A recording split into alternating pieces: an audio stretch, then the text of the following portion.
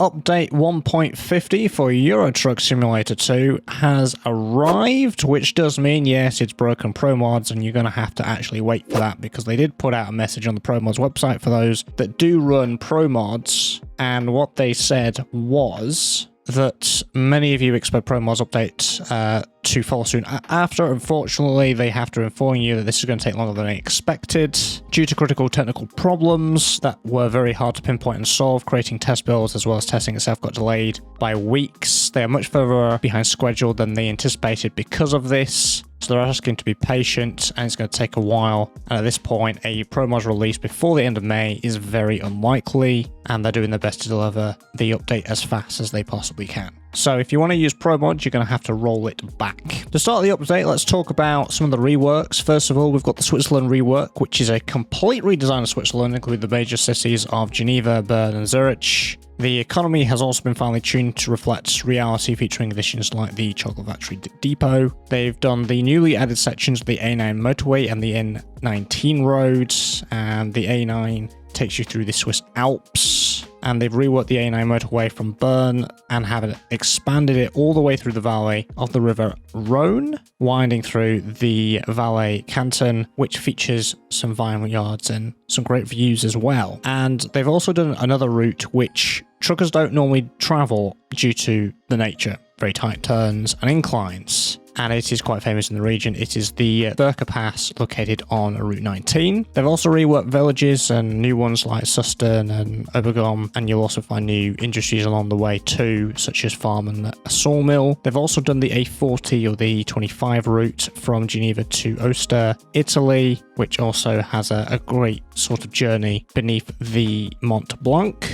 Players will also encounter way stations throughout the Swiss map as well, so these stations including locations such as St. Maurice, Erstfeld, and Rothenbrunn. Next is the Germany rework specifically for Rhine. So in total, 4 cities were completely rebuilt. So we've got Dortmund, Cologne, Dusseldorf, and Duisburg. And this whole region has been reimagined from the ground up.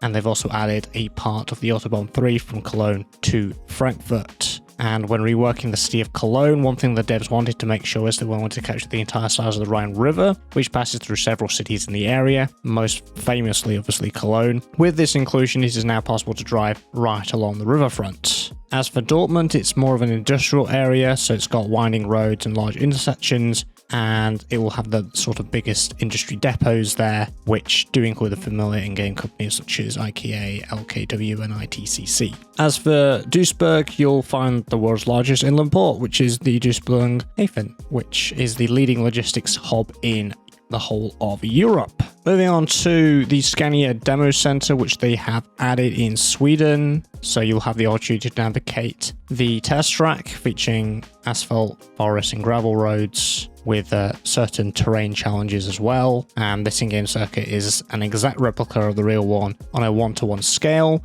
And remember, you will need to own the Scandinavia DLC to be able to visit the Scania Demo Center. Moving on to an update to the Wilton Trail Pack DLC. So this introduces the new Container Master Trailer series to the Wilton Trailer Pack, featuring a super lightweight and durable chassis. This update offers 2 lengths for added versatility. The first being the Master NS3 P20 SL tank, which measures approximately 27 feet in length and is especially created for the safe transport of chemical tank containers, or ADR. The second length is the NS3 P40 SL, which is designed for transport of 40-foot containers or 2x20-foot containers, and both of these trailers will also have a range of options available for them, which you can find in-game for those that own that DLC. Moving on to renderer changes, so it's still going to be based on DirectX 11 API for now. They've added TAA, or Temporal Anti-Aliasing, which harnesses the timeline, particularly previous frames, to calculate color values as if from a high resolution, providing a smoother result. I'll be putting some comparison screenshots on screen at the moment while I talk about this as well. They've also done cascaded shadow changes, so the smooth transition when blending between cascades, smoother and better stabilized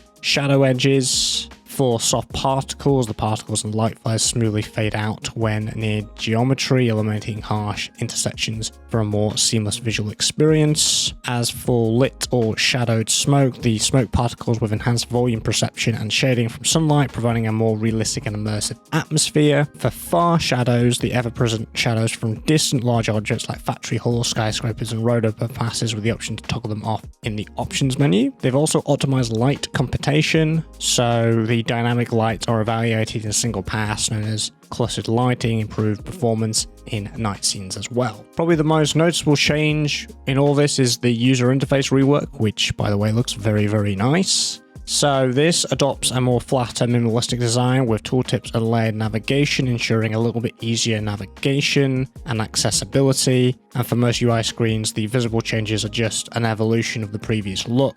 And a lot of the work was invested into making them work more comfortably with a gamepad or a steering wheel, requiring less time reaching for a keyboard. Now, specifically for the home screen redesign, there is a new status bar sitting atop many various UI screens, the quick menu shortcuts, new fonts, icons, etc. And it should be a clearer look on 2K and 4K resolutions, with all the changes contributing to a more streamlined gaming experience. Specifically for option tooltips, placing your mouse over each setting option will display helpful information, including explanations of what each options do for those that may be unsure when going back to one of those options. A new feature that they've added is Lane Assistant. And this system is more complicated because it has to work well with different ways people control their vehicles. Making it work well with steering wheels, force feedback was particularly important when they were developing this. And although it was challenging because of the possible problems like control force feedback loops and other details. So this feature has different modes, which each serving different purposes, making it a little bit more complicated